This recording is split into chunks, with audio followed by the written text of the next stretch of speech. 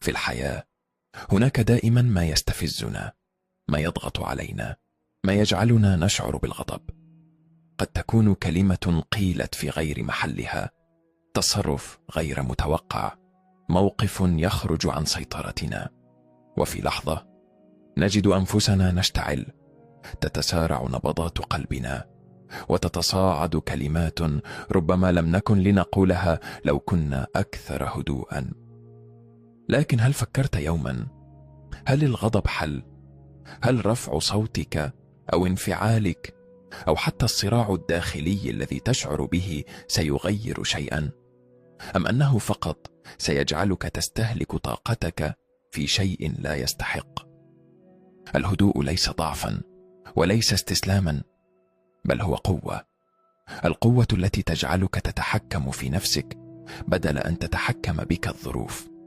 الهدوء هو أن ترى الأمور كما هي، دون أن تسمح لها بأن تأخذ أكثر مما تستحق من طاقتك ومشاعرك.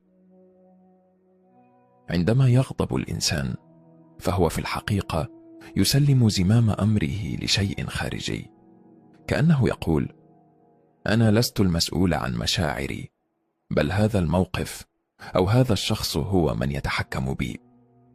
لكن الحقيقة لا أحد يستطيع أن يجعلك تغضب دون إذنك.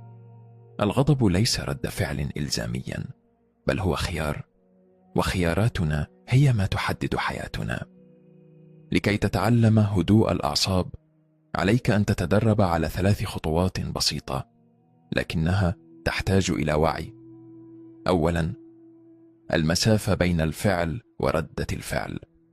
هناك لحظة صغيرة بين الحدث وبين رد فعلك عليه. هذه اللحظة هي مفتاح السيطرة. بدلا من أن ترد فورا، توقف للحظة، خذ نفسا عميقا، فكر: هل يستحق هذا الأمر أن أفقد هدوئي؟ هل سيغير الغضب شيئا؟ هذه الثانية الواحدة قد تكون الفارق بين تصرف حكيم وقرار متهور. ثانيا، إعادة تفسير الموقف.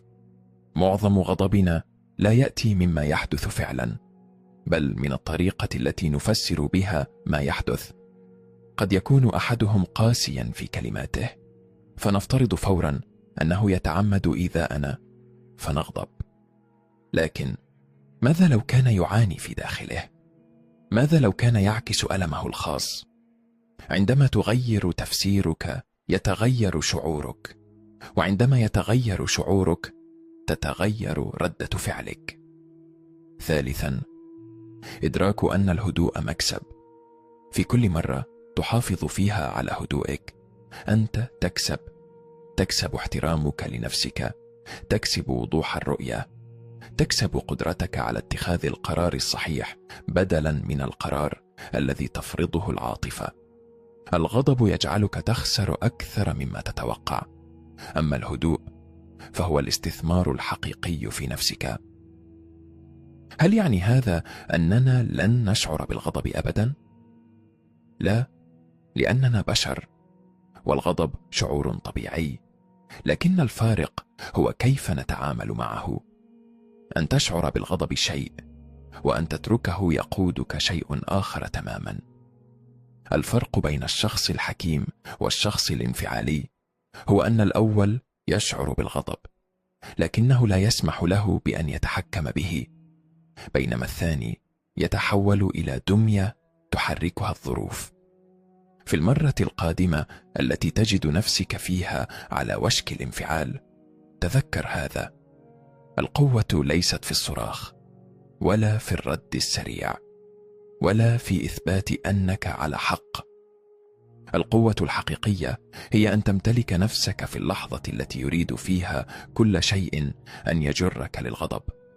القوة الحقيقية هي أن تختار السلام، لا لأنك لا تستطيع الغضب، بل لأنك أقوى من أن تسمح له بأن يتحكم بك. ابق هادئا وسترى الفرق.